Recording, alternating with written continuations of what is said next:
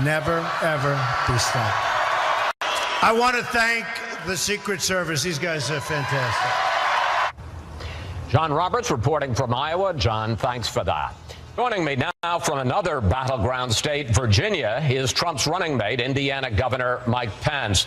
Governor, it's all about the numbers now, and let's take a look at them. In the latest Real Clear Politics average of national polls, Trump is down 2 points to Clinton, and you're losing narrowly in some key swing states, down just over a point in Florida, down 2.5 points in Pennsylvania, up less than a point in North Carolina.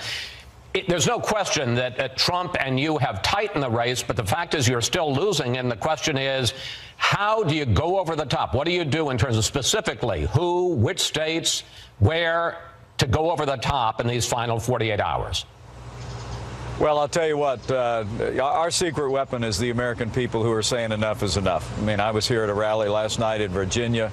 We had an overflow crowd that was bigger than some of the rallies that I've seen out on the campaign trail over the last several months as I've campaigned for Donald Trump. And, of course, you see the tens of thousands of people coming out with Donald Trump. He'll have 5 rallies a day today and tomorrow all across this country. We're taking a message to make America great again all across this country. And I think literally by the hour, the American people are recognizing that this election is a choice between change and the status quo. It's between a stronger, more prosperous America with Donald Trump and in Hillary Clinton, someone who will continue the same failed policies that have weakened America at home and abroad. And we just feel tremendous momentum. This campaign is on offense, and I couldn't be more excited.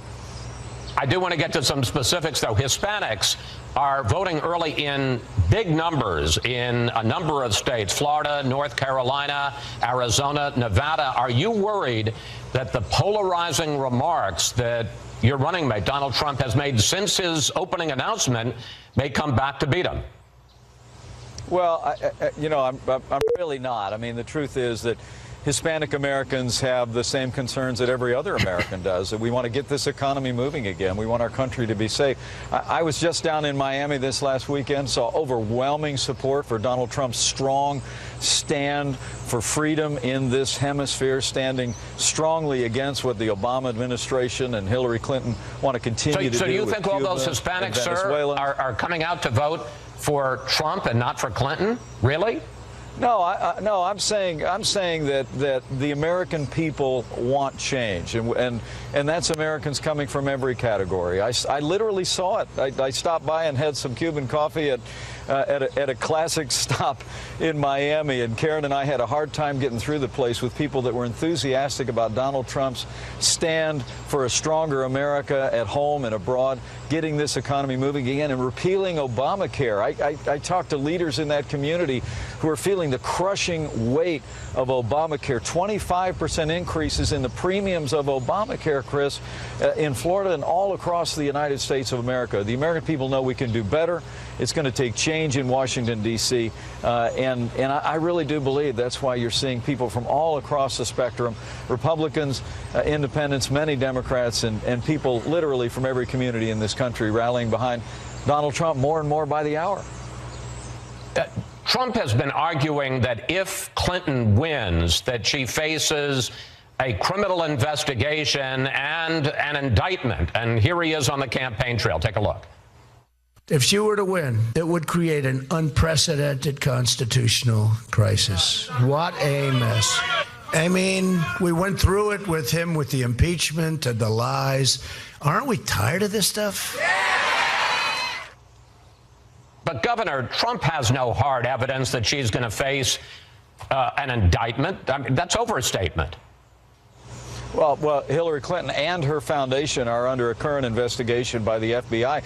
We just found out this morning that she had her maid print off classified information, according to revelations in the New York Post. I mean, Chris, the American people know no one is above the law.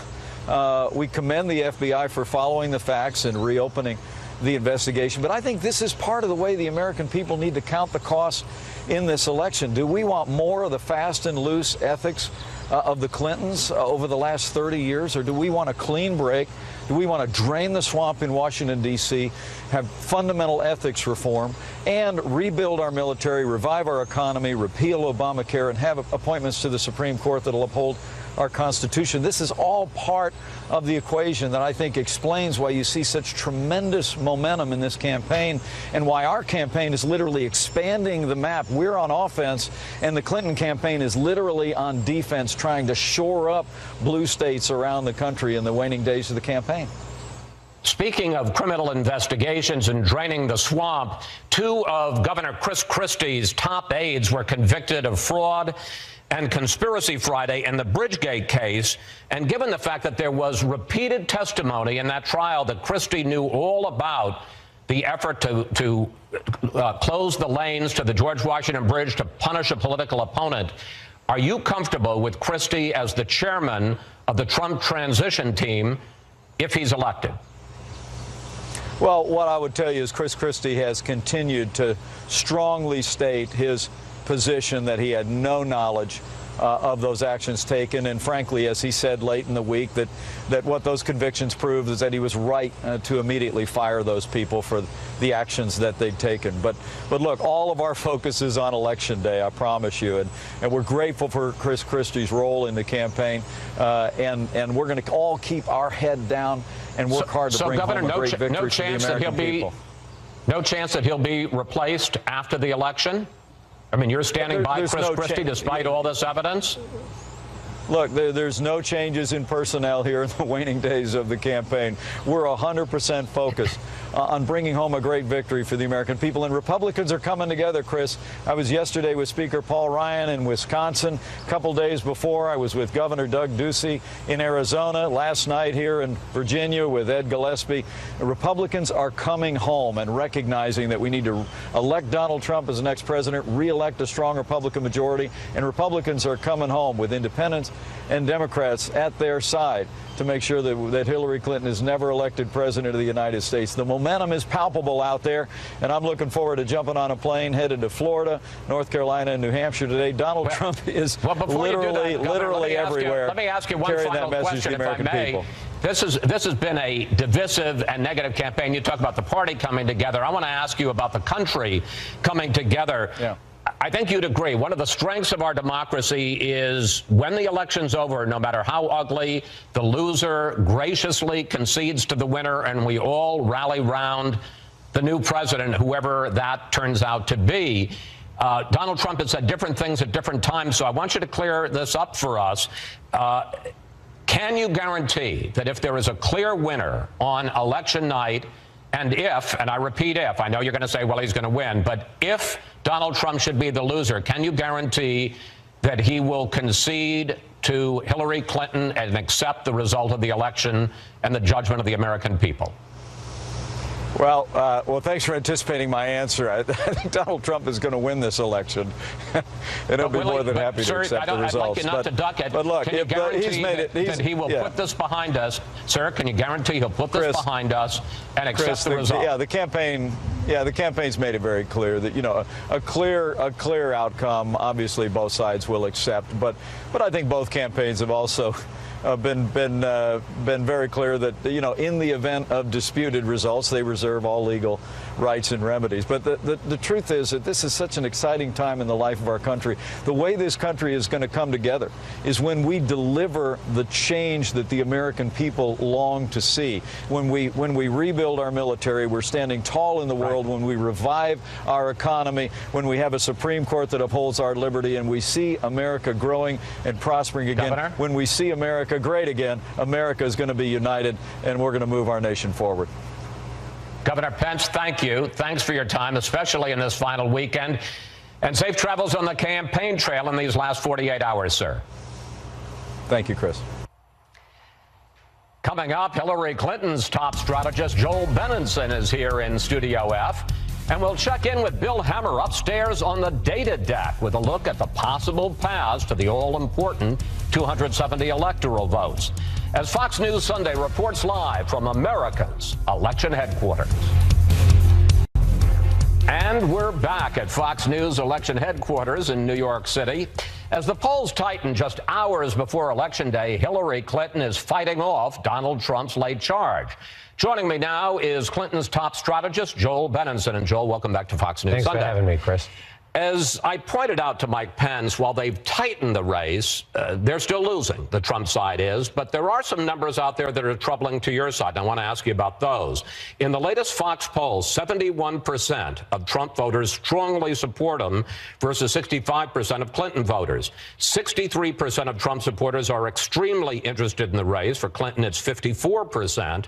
And after news of the FBI investigation, 21% of the independents are less likely to vote for Clinton. Joel, there seems to be an enthusiasm gap, and the FBI investigation seems to be hurting Clinton. No, I think there are a lot of ways to measure enthusiasm. You know, there's also a Washington Post poll, when they've been tracking numbers historically, 56% of Hillary Clinton's voters saying they're voting for her as opposed to against her opponent, kind of on par with people like Al Gore and George Bush, Bill Clinton in 96. That same poll shows Donald Trump at 41%. That is historically and significantly lower than most presidential candidates. Do you think the FBI announcement, now a week and a half old, has hurt Clinton? No, I don't. I think it obviously occupied a lot of airspace, but I think, you know, we've been knocking on doors. We have had lines all weekend at our phone banks of people waiting to get in. We've knocked on 2 million doors this weekend. And I think what you're seeing, the enthusiasm is in the early vote. Our people are going out to vote where the early vote, you know, is going on. States like Florida, states like Nevada, very strong numbers, and not just with, you know, our base Democratic voters, but we think we're seeing a surge with suburban women, younger people, millennials, broadening our coalition. Okay. Having said all of that, Clinton has changed her game plan these last few days. I always say the most precious commodity in the last week of a campaign is the candidate's time. She went to Detroit to campaign on Friday, which is somewhat surprising. She's going back there again to Michigan, to Grand Rapids on Monday. You're now running TV ads in Virginia and Colorado and New Mexico. Those were all states that were off the board for Trump 2 weeks ago. Well, here's going to Michigan, by the way, is very consistent with our plan, because Michigan is one of the states we call game day states. No early voting. We have to make sure we get there in the last few days.